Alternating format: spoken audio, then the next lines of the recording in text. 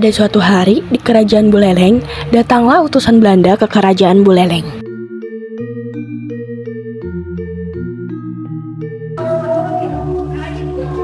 Ada beberapa kalian datang ke sini. Kami ingin bertemu dengan Ratu Anda. Apakah sudah saya mencari dengan Ratu? Belum. Baik, tunggu di sini ya.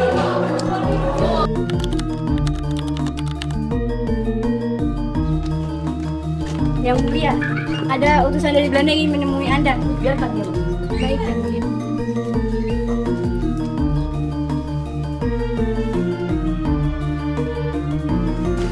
Morning, saya ingin bekerja sama dengan Anda. Dia sama apa maksudnya? Kita membawa surat dari Paduka.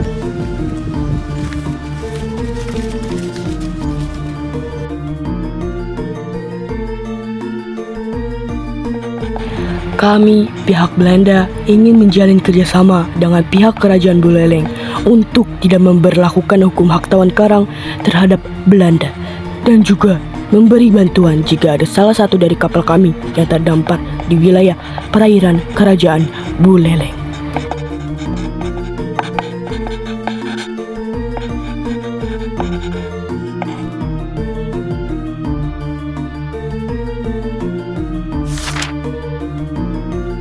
Bagaimana Nyonya? Setuju? Saya setuju. Baik, kalau begitu kami akan pergi dari sini. Pada tahun 1844, ada kapal-kapal Belanda yang terdampar di pantai Prancah dan Sangsit, dan kerajaan Buleleng pun merampas kapal milik Belanda tersebut. Kemudian ada kapal milik Belanda yang terdampar di pesisir pantai kita. Kalau begitu, kita harus rampas kapal mereka. Baik. Para prajurit balik pun merampas kapal milik Belanda tersebut di bawah perintah Raja Buleleng. Pihak Belanda yang mengetahui hal tersebut marah karena pihak kerajaan Buleleng tidak menepati perjanjian mereka. Akhirnya Belanda pun menuntut agar kerajaan Buleleng melepaskan hak tawan karang sesuai perjanjian. Terjadilah perang antar pihak Belanda dengan pihak kerajaan Buleleng. Nyonya, Belanda sudah banyak menguasai daerah di istana. Apa yang harus kita lakukan? Ratu akan berpura-pura menyerah kepada Belanda, kemudian akan menyerang mereka. Segera siapkan pasukan. Baik, Nyonya. 7 Maret 1848, Belanda menyerang kerajaan Buleleng di bawah pimpinan Mayor Jenderal Van der Wijk. Namun, berhasil digagalkan oleh Pati Jelatik dengan siasat Raja pura-pura menyerah.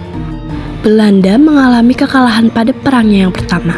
Seorang perwira yang bernama Rochussen menulis surat kepada Jenderal Van der Wijk bahwa ia tidak akan menyerah sebelum menghancurkan benteng Jagaraga. Akhirnya, Van der Wijk memberi kepercayaan kepada Michiel untuk menyerang kembali kerajaan Buleleng.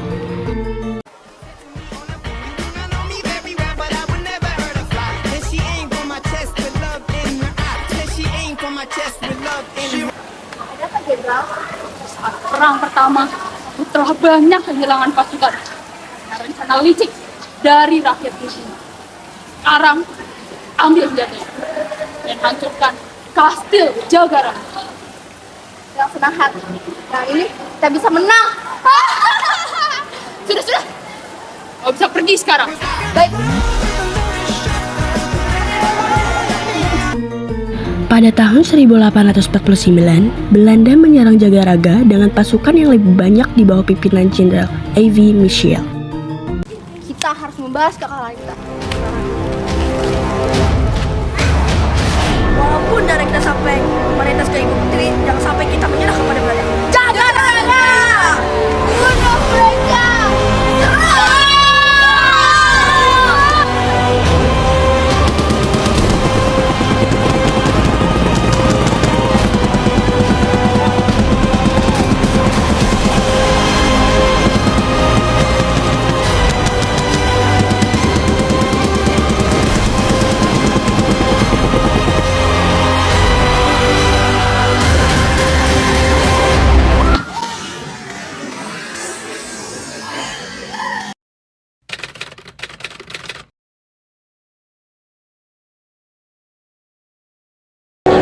tahun 1844, sebuah kapal dagang Belanda kandas di daerah Prancak yang saat itu berada di bawah kekuasaan Kerajaan Buleleng.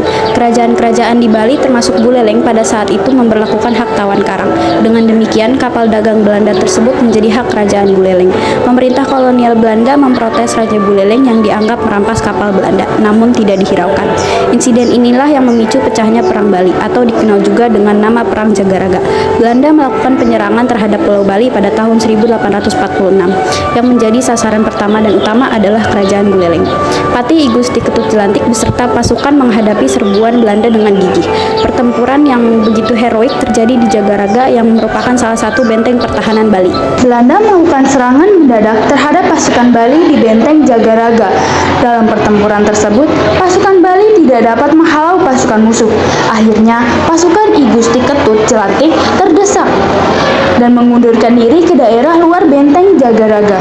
Waktu benteng Jagaraga jatuh ke pihak Belanda, pasukan Belanda dipimpin oleh Jenderal Mayor Avi Michels dan sebagai wakilnya adalah Van Swieten.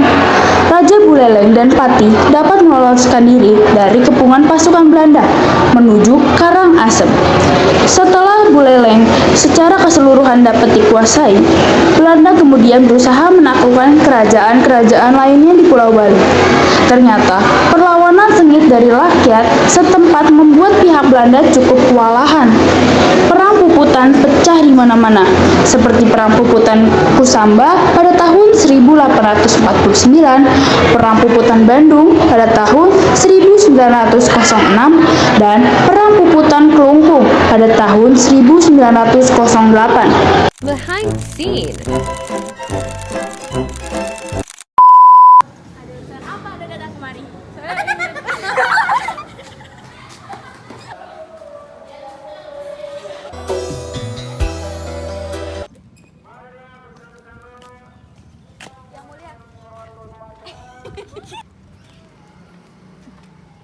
Aduh, apa ya?